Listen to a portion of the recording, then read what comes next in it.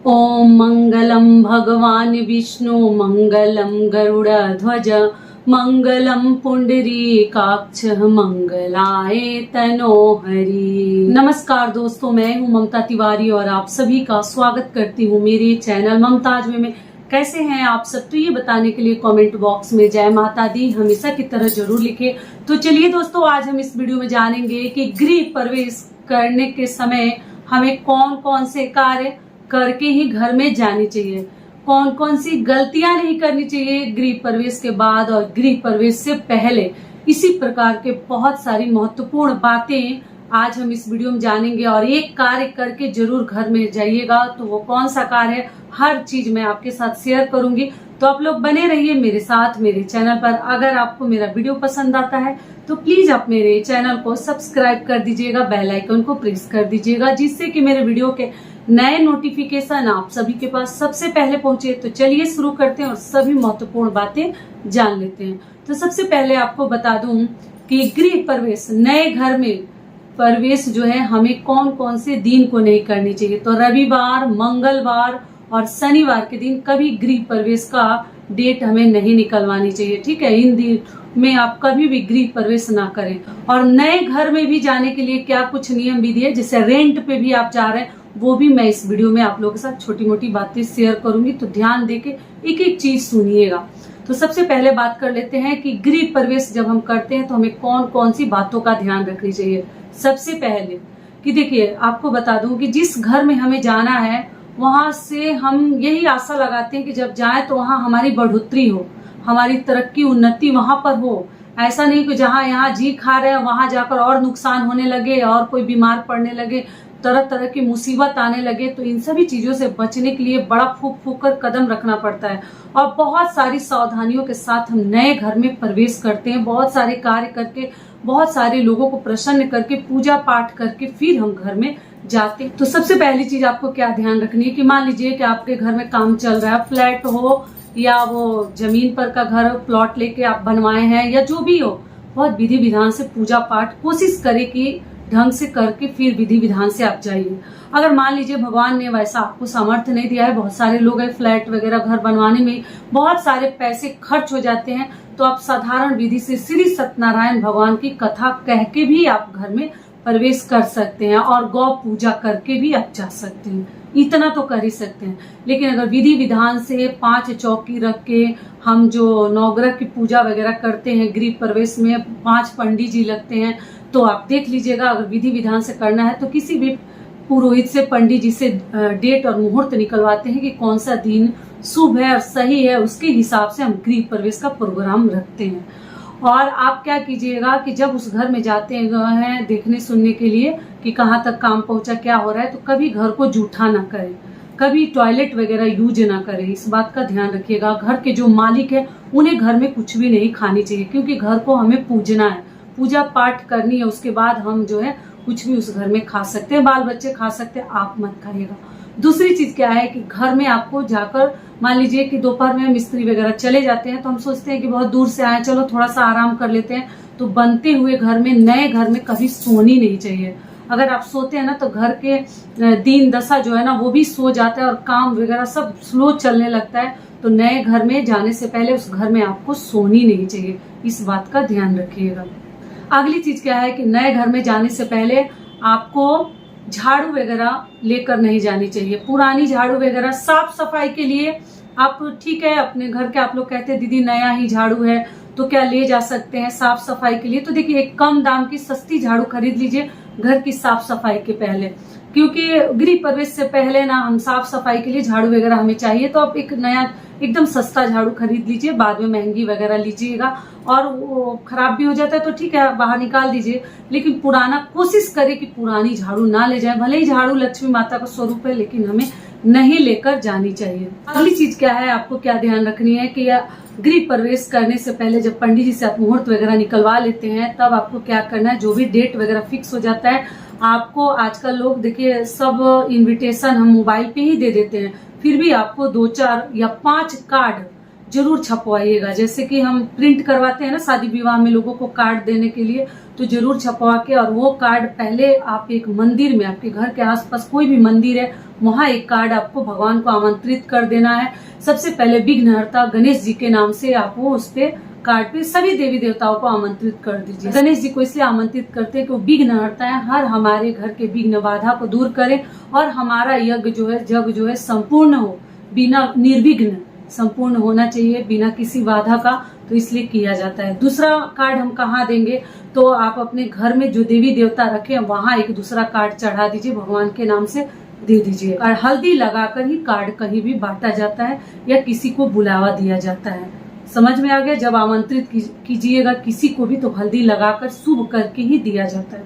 अगली चीज क्या है कि गृह प्रवेश करने से पहले आप अपने लिए, अपने जिससे पूजा करवा रही हैं या घर का जो मालिक है पूजा करवा रहे हैं उनके लिए भी चाहिए। अगर आप खुद कर रही है तो नया कोरा वस्त्र चाहिए, पीला ही ले, लाल ले तो ज्यादा बेहतर है, क्योंकि गृह प्रवेश के लिए पीला लाल ही सर्वश्रेष्ठ रंग माना जाता है। तो आप पति के लिए भी कुर्ता पैजामा ले सकते हैं, धोती वगैरह ले सकते हैं, अपने लिए साड़ी ही लीजिएगा, ठीक है। और अपने घर के बड़े बुजुर्गों से आप करवाते हैं तो उनके लिए भी कोरा ही कपड़ा चाहिए। ये भी क्लियर हो गया। अगली चीज क्या है कि आपको कन्या पूजन करनी है। फ्लैट में करते हैं तब तो कन्या पूजन करना है, घर में भी आप चाहे तो कन्या पूजन, मतलब लैंड वाले जमीन में भी, जैसे प्लॉट वाले घर में भी आप कन्या पूजन कर सकते हैं। लेकिन वहां पे गौ आसानी से आ जाएगी तो गौ पूजन करके फिर हम घर में प्रवेश करते हैं। लेकिन फ्लैट में तो गौ आ नहीं सकती, ऊंचा जा नहीं सकती, तो इसलिए कन्या पूजन भी करके आप लोग जा सकते हैं। मान लीजिए कन्या नहीं मिली तो क्या करेंगे, तो आप अपने घर के ननद जो है, आपकी बेटी भी है, मान लीजिए ननद भी नहीं है, वो भी दूर है, नहीं आई है या है ही नहीं, तो अपनी बेटी की भी पूजा करके आप अपने घर में जा सकते हैं। मतलब कन्या की पूजन वहां करनी है। तो इस प्रकार से पूजा करके हमें जानी है। अगली चीज क्या है कि हमें 5 सुहागन महिलाओं को लेकर ही घर में पहले प्रवेश करनी है। 5 सुहागन महिला हाथों में 5 कलश लेकर उसमें पंडित जी संकल्प वगैरह करवाते हैं आम पल्लों के साथ। उस पर कोई फल रखा जाता है या नारियल रखा जाता है। भारी की वजह से लोग नारियल नहीं रखते हैं, फल ही सेब वगैरह रख के और अक्षत लेकर, और कलश ध्यान रखिएगा किसी का हाथ से गिरे टूटे ना। एकदम ऐसे लोगों को दीजिएगा जो चलने में समर्थ हो, सक्षम हो, जो चल पाए और बढ़िया से कलश को संभाल कर लेकर आए। ऐसा कोई ना कि गिरा दिया, फोड़ दिया, तो जो कि बिल्कुल शुभ नहीं होता, ठीक है। तो 5 सुहागन महिला चाहिए कलश लेकर जाने के लिए। आप चाहे तो 5 के लिए वस्त्र दे सकते हैं, भले वो बाद में पहने, लेकिन अगर आप देना चाहते हैं वो पहनने के लायक तुरंत पहन सकती है तो कोरा साड़ी पहन के जाए तो और भी अच्छा है। अगर नहीं पहन सकती तो धुला हुआ भी साड़ी वो लोग पहन सकती है जो यूज किया हुआ। ये भी क्लियर हो गया।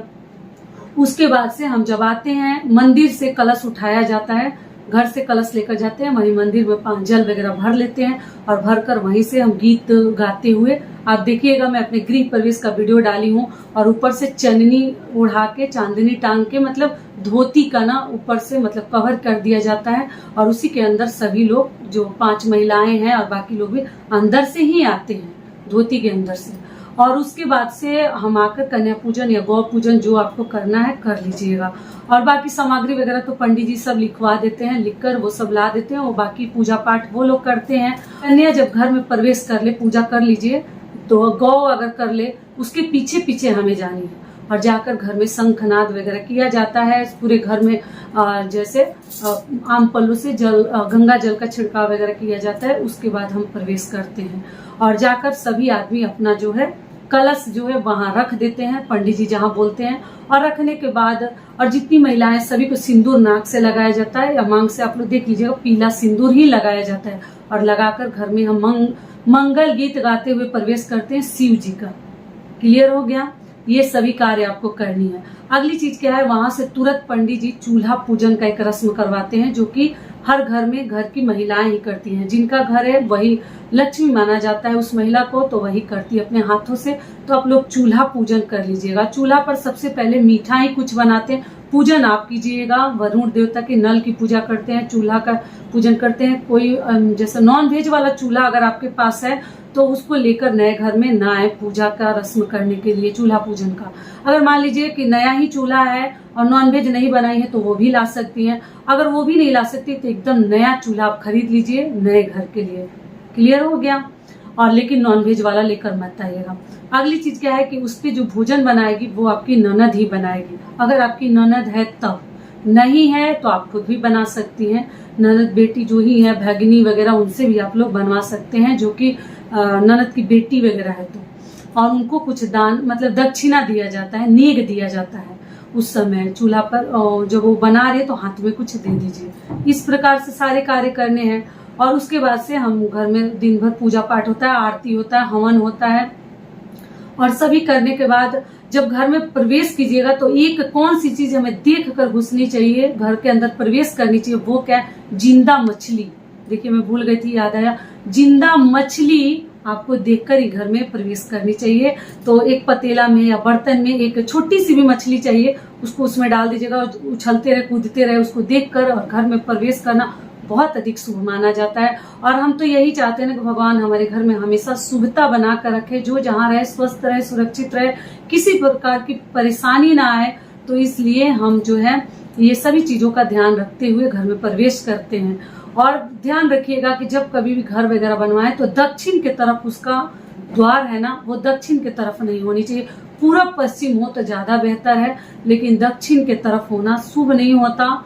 बाकी आप लोग थोड़ा सा ध्यान रखते हुए घर बनवाइएगा। लेकिन फ्लैट वगैरह में बहुत सारी चीजें उल्टा फुल्टा हो जाती हैं, क्या कीजिएगा। तो अब जिनका है वो भगवान से क्षमा प्रार्थना करे, लेकिन कोशिश करे अगर बनवा रहे हैं तो दक्षिण और उत्तर दक्षिण ना रखें, कोशिश करें कि पूरब पश्चिम रहे तो ज्यादा बेहतर है। ये भी हो गया। अगली चीज क्या है कि जब पूजा पाठ हो जाता है, आप अपने घर में भोग प्रसाद सब लगवा दीजिए। जो मीठा भोजन बनाए हैं वो सब चीजों का भोग लगा देते हैं। पितरों के नाम से भी कुछ भोजन बाहर जो नाव होता है ना, नौवा हजाम, वो ले जाकर रख आते हैं। पीछे मुड़ के नहीं देखते हैं। अपने पितरों के लिए, पूर्वजों के लिए भी कुछ भोजन निकाल कर बाहर दे देते हैं, गौ को दे देते हैं। पूजा पाठ में मतलब भगवान के सामने चढ़ा देते हैं। तुलसी माता की पूजा करनी चाहिए। सर्वश्रेष्ठ आप अपने घर में जब जिस दिन अगर आप आते हैं गृह प्रवेश करने के लिए घर में, तो हाथ में एक तुलसी माता का पौधा और एक गणेश जी का भी हो तो चलेगा।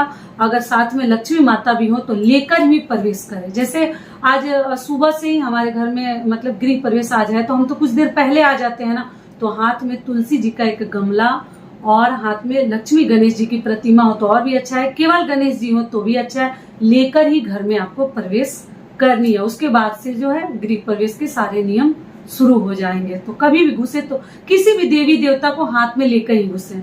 मान लीजिए लक्ष्मी गणेश जी की फोटो नहीं है तो विष्णु भगवान को भी लेकर आप प्रवेश कर सकती है, लेकिन गणेश जी को विघ्नहर्ता कहा जाता है तो इसलिए उनको लेकर अगर जाए तो और भी अच्छा है। तो सभी देवी देवता तो हमारे लिए उतना ही खास है। ये भी हो गया। अगली चीज क्या है कि जब पूजा पाठ हो जाता है तो आरती वगैरह हो जाता है, तो उसके बाद से खान पान होता है। जितने लोगों को आप आमंत्रित किए हैं, जो आपसे बड़े हैं उनका पैर छूइए। अगर पूजा पे आप बैठे हैं गृह प्रवेश के तो सभी का पैर पांव पूजिए। अगर 10-5 रुपए से भी पूज सकते हैं तो पूजिए, नहीं पूजते हैं तो पैर छूकर सभी का आशीर्वाद लीजिए। आशीर्वाद ले लिए उसके बाद उस घर को 3 दिन तक, ऐसे तो 11 दिन 5 दिन का नियम है, लेकिन कम से कम 3 दिन तक उस घर में ताला नहीं लगनी चाहिए। इस बात का ध्यान रखिएगा कि उस घर को कभी सूना ना छोड़ें। 3 दिन तक उसमें वास किया जाता है। 3 दिन तक उसमें पक्का सोनी चाहिए। जो ही घर के मालिक है, मालकिन है, उस घर को छोड़ के नहीं जाते हैं। ऐसा माना जाता है कि अगर आप 3 दिन तक वास करते हैं तो आपकी 7 पीढ़ी आगे उस घर में सुखी संपन्न रहती है। तो इसलिए कभी भी घर को अकेला छोड़कर ताला लगाकर 3 दिन तक ना जाए। उसी घर में आपको रहनी है, कितना भी इमरजेंसी हो जाए। अगर मान लीजिए किसी कारणवश जाना भी पड़े, गृह प्रवेश के दिन घर को छोड़कर अकेले ना जाए। उस दिन आपको वहीं सोनी चाहिए, पूरे परिवार सभी साथ में उस दिन वहां जरूर सोना चाहिए। छोड़ के घर को ना जाए, क्योंकि नकारात्मक शक्तियां जो है उत्पन्न होती हैं और उस पर प्रभाव डालती हैं। तो कभी घर को अकेला ना छोड़े, क्योंकि घर को हम तुरंत जगाते हैं, गृह प्रवेश किए रहते हैं और फिर हम छोड़ के जाते हैं, जो कि सही नहीं होता। तो जरूर उसमें 3 दिन आपको रहनी चाहिए। सारी बातें क्लियर हो गई। और कोरा कपड़ा पहनिएगा, इस बात का आप लोग ध्यान रखिएगा। और जो भी पूजा पाठ होता है तुरंत ना हटाएं, अगले दिन आराम से वो सभी चौकी वगैरह कलश वगैरह आराम से हटाते हैं, विसर्जन करते हैं। तो गृह प्रवेश के लिए आप लोग वीडियो मांग रहते हैं कि क्या क्या करके जानी चाहिए, तो ये सभी चीजें मैं बता दी। अगली चीज क्या है, आप रेंट के घर में जाते हैं तो रेंट के घर में भी जाते हैं तो इस बात का ध्यान रखें कि गलत दिनों पे, जैसे रविवार मंगलवार के दिन या किसी मान के दिन आप लोग ये सभी चीजें बचाएं शुभ कार्य करने से। अगर जाना चाहते हैं तो आप कोई भी अपना मतलब मीठा बनाकर ही वहां शुरुआत करें। वहां भी अगर जाते हैं नए घर में रेंट पे तो वहां कुछ भी मीठा अपने चूल्हा पर बना लीजिए, फिर आपको भोजन वगैरह बनानी चाहिए। दूसरी चीज क्या है कि आप तो सावन में रेंट पे आप लोग जा सकते हैं। सावन का महीना बड़ा ही शुभ और पावन पवित्र महीना माना जाता है, तो अगर जिसको घर बदलना है वो सावन में बदल सकते हैं। हो सके तो श्री सत्यनारायण भगवान जी की कथा कहलवा के घुसे तो और भी अच्छा है, प्रवेश करे उसमें। और अगर नहीं कहलवा सकते तो कम से कम जाते हैं तो कुछ मीठा बनाकर ही शुरुआत करें। सारी बातें क्लियर हो गई। तो ये वीडियो मेरा यहीं तक का था। आशा करती हूँ, उम्मीद करती हूँ कि इस वीडियो से आप लोगों को बहुत अधिक लाभ मिलेगा। फिर मिलती हूँ एक नए वीडियो में, तब तक के लिए नमस्कार। स्वस्थ रहिए, सुरक्षित रहिए और जहाँ कहीं भी रहिए खूब खुश रहिए। वीडियो पसंद आता है तो चैनल को सब्सक्राइब कर दीजिएगा और वीडियो को लाइक कर दीजिएगा। धन्यवाद।